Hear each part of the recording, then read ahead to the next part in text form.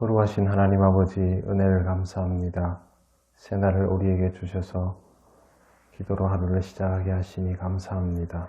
오늘도 하나님의 말씀을 듣고 주의 뜻에 합당하게 기도하는 우리들 되게 하옵소서. 예수님 이름으로 기도드립니다. 아멘. 찬송가 445장 하나님께 찬양드립니다.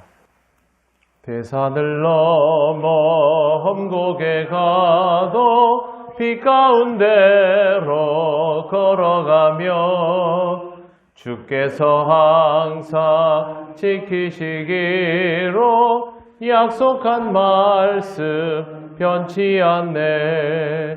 하늘의 영광 하늘의 영광 나의 맘속에 차고도 넘쳐 할렐루야를 힘차게 불러 영원히 주를 찬양하리. 캄캄한 밤에 다닐지라도 주께서 나의 길 되시고 나에게 밝은 빛이 되시니 길 잃어버릴 염려 없네. 하늘의 영광 하늘의 영광 나의 맘속에 차고도 넘쳐 할렐루야를 힘차게 불러 영원히 주를 찬양하리. 광명한 그 빛 마음의 바다 찬란한 천국 바라보고 할렐루야를 힘차게 불러 날마다 빛에 걸어가리. 하늘의 영광 하늘의 영광 나의 맘속에 차고도 넘쳐 할렐루야를 힘차게 불러 영원히 주를 찬양하리. 아멘. 하나님 말씀 로마서 2장 16절입니다. 다 같이 봉독하겠습니다. 곧 나의 복음에 이른 바와 같이 하나님이 예수 그리스도로 말미암아 사람들의 은밀한 것을 심판하시는 그날이라. 아멘. 네, 오늘 우리가 읽은 이 말씀을 이해하려면 지난번에 읽었던 13절을 한 번 더 보아야 합니다. 하나님 앞에서는 율법을 듣는 자가 의인이 아니요 오직 율법을 행하는 자라야 의롭다 하심을 얻으리니. 그 다음에 나오는 것이 나의 복음에 이른 바와 같이 하나님이 예수 그리스도로 말미암아 사람들의 은밀한 것을 심판한 그날이라 이렇게 되어 있습니다. 이 말은 율법을 행하는 자라야 의롭다 하심을 얻을 텐데 이건 예수님을 통하여 은밀하시는 것을 심판하는 그때 확정이 된다는 뜻입니다. 제일 먼저 보아야 할 것이 나의 복음에 이른 바와 같이입니다. 나의 복음이라고 하면 바울이 어떤 자기만의 특별함을 가지고 자신만의 복음을 가진 것처럼 그렇게 읽혀질 수 있지만 이 말은 그런 뜻이 아닙니다. 바울이 나의 복음이라고 말하는 이유는 자기에게 사도적 권위가 있다라는 것을 확실하게 하기 위해서입니다.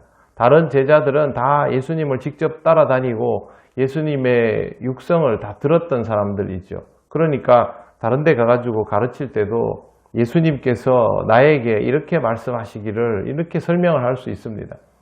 그러면 사람들이 저 사람은 예수님을 따라다녔으니까 직접 들은 것이고 틀림이 없다라고 하겠지만 바울은 경우가 다릅니다. 그렇게 따라다니지 않았기 때문에 항상 바울에게 꼬리표처럼 붙어 있는 것이 바울이 예수님의 제자냐 사도냐 이런 것들이었거든요.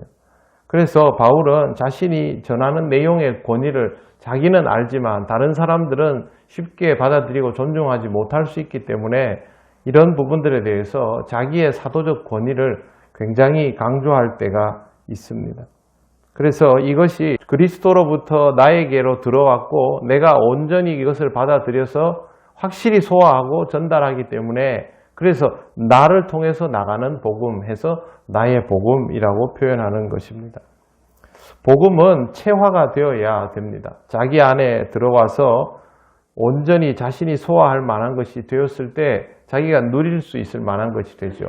그렇다고 해서 바울이 말하는 나의 복음 속에 예수 그리스도가 없거나 그리스도의 말씀이 왜곡되거나 하는 것은 하나도 없습니다.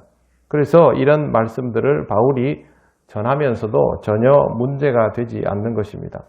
로마서 13장 10절에 이런 말씀이 있습니다. 그러므로 사랑은 율법의 완성이니라. 율법으로는 되지 않는 일들이 사랑으로는 완성이 됩니다.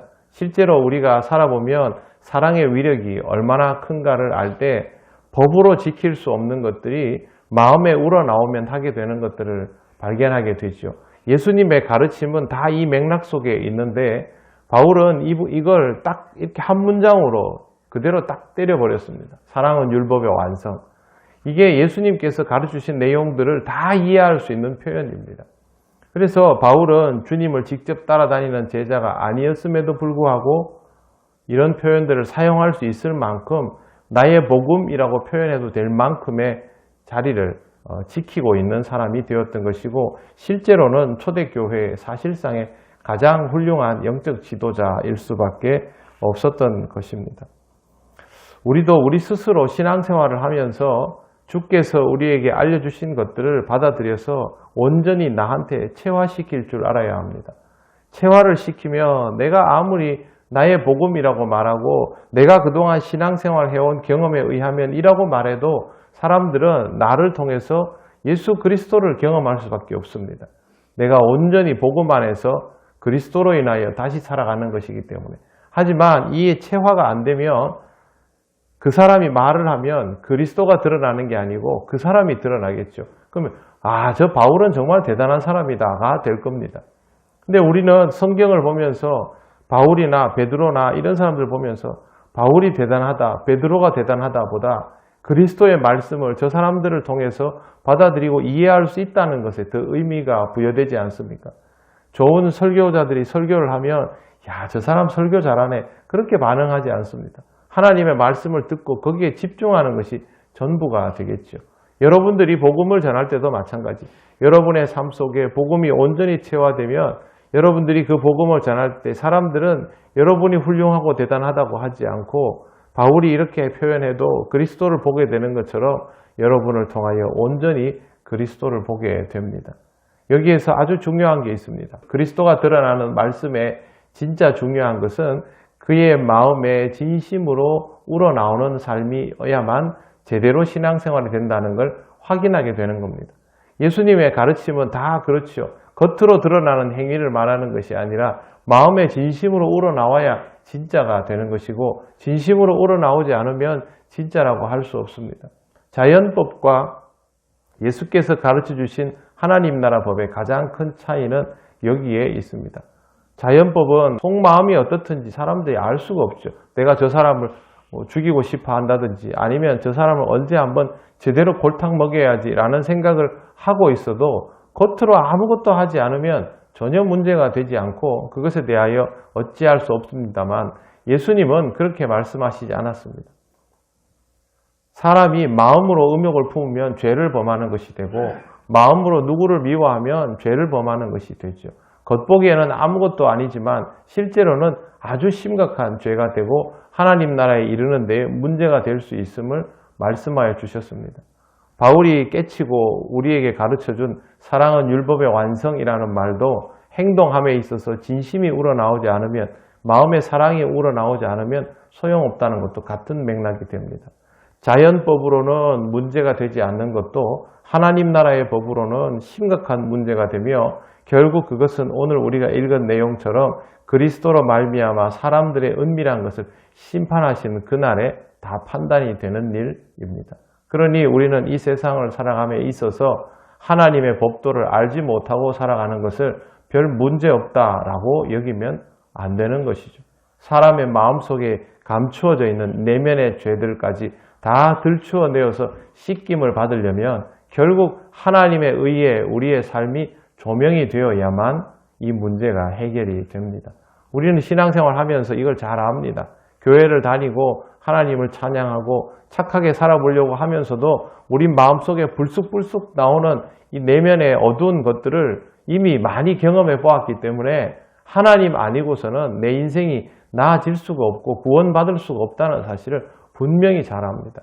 그걸 알고 지금 우리가 하나님 앞에 모든 것을 내어 맡기고 구원하여 주신 것을 그저 감격하면서 신앙생활을 하고 있지 않습니까? 다른 사람들도 이걸 알아야 합니다. 그래서 여러분, 복음을 여러분의 삶 속에 잘 체화시켜서 다른 사람들에게도 이 사실을 분명히 드러내어 알리고, 여러분이 그렇게 드러내어 알릴 때 다른 걸 느끼기보다도 저 말씀이 참으로 살아계신 하나님의 말씀이구나 라고 사람들이 받아들여지게 될 때 하나님께서 여러분을 통하여 그 영광을 드러내시고 한 생명을 또 살릴 수 있게 되는 것입니다. 우리는 이 말씀의 의미를 아니까 잘 새기면서 오늘 하루도 그리스도인답게 살아가고 다른 사람들에게 주의 복음을 기쁘게 전할 수 있는 삶이 되시기를 바랍니다. 기도드리겠습니다. 하나님 감사합니다. 우리의 마음을 지켜주시고 우리를 위하여 이 마음을 지킬 말씀을 많은 주의 종들을 통하여 오늘까지 전하여 주심을 감사합니다. 이 세상 사람들처럼 살아가되 그들과 달리 우리의 마음속에 주께서 주신 말씀이 살아있게 하시니 감사합니다. 겉모양이 비슷하다 하여 그들과 함께 어우러져 사는 삶이 아니라 주의 말씀을 가지고 있기에 그 말씀을 드러내며 살아가는 삶이 되게 하여 주옵소서. 우리 마음에 은밀하고 어두운 것들은 다 주님 앞에 내려놓게 하시고 오직 주의 빛 아래에서 살아가며 주의 영광을 드러내며 한 생명이라도 더 구원하기 위하여 복음을 전할 수 있는 우리들 되게 하여 주시옵소서. 주님 심판하시는 그날에 우리의 삶이 주님으로부터 칭찬받을 수 있기를 간절히 원하오며 예수님 이름으로 기도드립니다. 아멘. 하늘에 계신 우리 아버지의 이름을 거룩하게 하시며 아버지의 나라가 오게 하시며 아버지의 뜻이 하늘에서와 같이 땅에서도 이루어지게 하소서. 오늘 우리에게 일용할 양식을 주시고 우리가 우리에게 잘못한 사람을 용서하여 준 것 같이 우리 죄를 용서하여 주시고 우리를 시험에 빠지지 않게 하시고 악에서 구하소서. 나라와 권능과 영광이 영원히 아버지의 것입니다. 아멘.